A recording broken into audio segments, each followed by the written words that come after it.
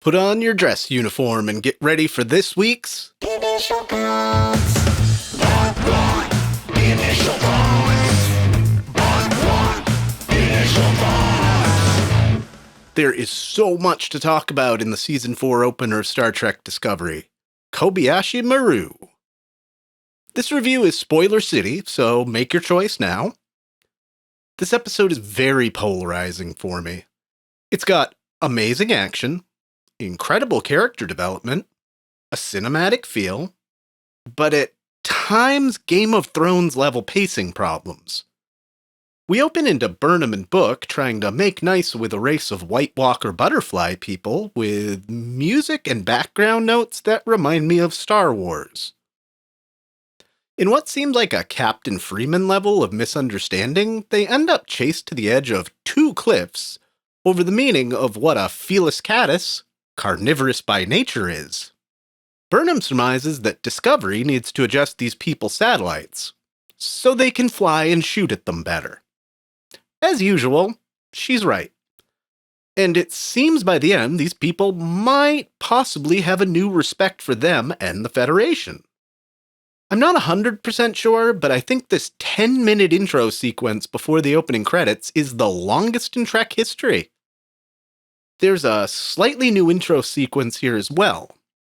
Then we check in with Saru on Canamar to remind us he's still around, but has no actual relevant purpose to this episode. Next, Burnham has the honor of introducing the Federation President to the reopening of Starfleet Academy for the first time in more than a century. The new Archer space dock is revealed with a slow-modified version of the Enterprise theme. It appears Tilly and basically the entire crew have gotten promotions after the events of Season 3. Book goes home to attend his nephew's druid bar mitzvah. Meanwhile, Discovery responds to a distress call from a deep space repair station the next system over. Tilly and Adira attempt to help the station, having been thrown off course by a powerful gravitational anomaly.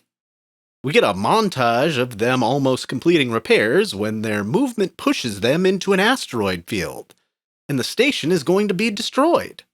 Which feels like wasted time in an otherwise action-packed episode.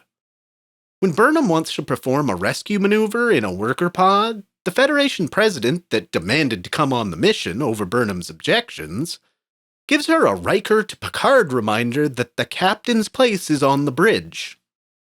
Burnham ignores her and flies the mission herself.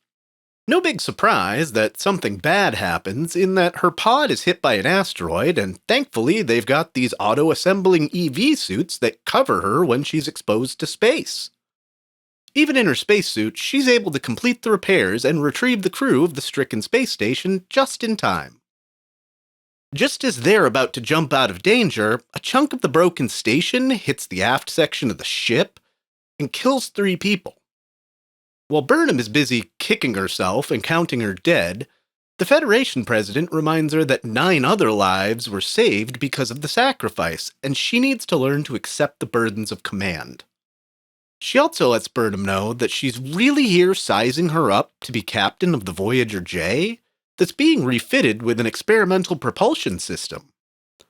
She also lets her know that she's now failed the equivalent of the Kobayashi Maru test. That while she's saved the galaxy multiple times, and is an extreme asset to Starfleet, she's also a wrecking ball that doesn't know when to get out of her own way and see the big picture, rather than just the people around her and the job at hand. Just when you think that's the logical closure point, we go back to Book on Kwajong using his ship to investigate what spooked the birds on the planet. What he finds is thousands of dead birds in the sky and some kind of gravitational anomaly that destroys Kwajong's moon and knocks him unconscious, which made his ship's autopilot kick in toward Discovery. When they go looking for Kwajong, they find the planet out of its orbit, decimated and lifeless. If nothing else, this episode is action-packed. It keeps you right on the edge of your seat the whole time. It sets up an interesting premise for the 4th season with galactic-sized implications. However, the episode itself is like the pendulum the Federation president likens Michael to. Let's start there for a breakdown. I like this character of the president a lot. She seems to know exactly what to say when something needs to be said. Her criticisms of Michael in this scene are pretty much my problems with Burnham through the whole series so far. I like the show, but I'm not crazy about the Michael Burnham character. A woman who's intelligent, but also weirdly emotional considering she mostly grew up on Vulcan, and takes risks that don't always make sense, yet somehow at the end of the day, she still ends up getting whatever she wants. Her actions in this episode alone are the actions of a first officer, whose job is to the ship and crew first, over the needs of the mission even sometimes. She is very good in this role. However, that next pip on the collar has to represent something more. It has to reflect the growth to the ability to see the big picture, and be able to detach yourself from those around you when need be. The actress playing the president here is also Helen Smith from the dystopian universe of Man in the High Castle, which she is also excellent in. I like that we're subtly shown that at some point after the Dominion War, Cardassians became closer with the Federation, to the point that one, or at least one with some Cardassian heritage, can rise to the status of Federation president. Let's see if Burnham learns anything from this experience. The fact that she has the audacity to ask the president what defines the position of captain shows she's not ready for the position. She's a lot like Dahl over on Prodigy, figuring out as she goes along what it means to be captain. Though as much as I dislike the Dahl character, he doesn't have the formal training Burnham has, and thus, she has little excuse. One of the first things in the intro is a butterfly-like creature. If this is to symbolize Burnham's transformation into captain, we should expect to see her getting better at her job over the course of this season. Otherwise, Saru reminded us he's still here, and he was quite a decent captain. The only good part of the mostly wasted time of the intro were cats. Any scene with Grudge is a good one. And the callback to Data from TNG's poem Ode to Spot was worth a mild chuckle. I like Stamets and Adira working together. They have great chemistry. Reese, who's clearly the de facto first officer, seems fine at command so far. Kind of reminds me of Pike. What's with the sentient Tribble roaming the corridors? Can I just say, I'm not a big fan of the new uniforms, particularly on Tilly. On the flip side of that, did anyone else notice that Tilly and Adira's clothing changed to this away outfit mid-transport? These outfits are actually pretty cool. I like that we see my favorite admiral in Trek history, Vance, back and with his family now. Apparently, the crew now has to worry about more than just explosives and rocks coming out of their consoles. They now have to deal with flamethrowers! Unnecessary pyrotechnics are unnecessary.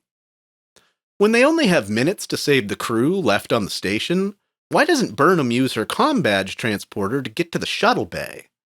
The ship's transporter is down here, but I thought these badges were self-contained transport units. Apparently another benefit of these new all-in-one badges is a phaser you can manifest, as we see when the station commander is trying to make a point, at gunpoint, to Tilly. Though the medical tricorder is still a separate piece of technology with some neat visuals. I have the same criticism of the first episode of Season 4 as I do about the first two-parter of Star Trek Prodigy. The action is quick, and the camera angle doesn't stay in one place for long. For a kid's show like Prodigy, I can understand that. For a show that's decidedly for the older Trek audience, it's quite disconcerting at times. This is one of the most polarizing episodes across all of Star Trek I've ever seen. There's times this episode is beyond smart and the dialogue is A+. Meanwhile, it has multiple filler pieces that are either metaphorical or entirely unnecessary. I'm glad these are just initial thoughts because I'm not ready to rank this one with the other 755 episodes of live-action Star Trek in my main series on this channel. We'll have to wait and see where this season takes us, whether Burnham learns and grows, or whether this well-set-up gravitational anomaly is worth the destruction of Book's home planet. With next week being Thanksgiving here in the US, there won't be an initial thoughts video till Friday or Saturday next week. I feel bad for the rest of the Discovery watching world outside the US that has had this show snatched away just before the premiere. My heart goes out to you, and to those in the US, happy Thanksgiving. I've been your host, Dustin Wing.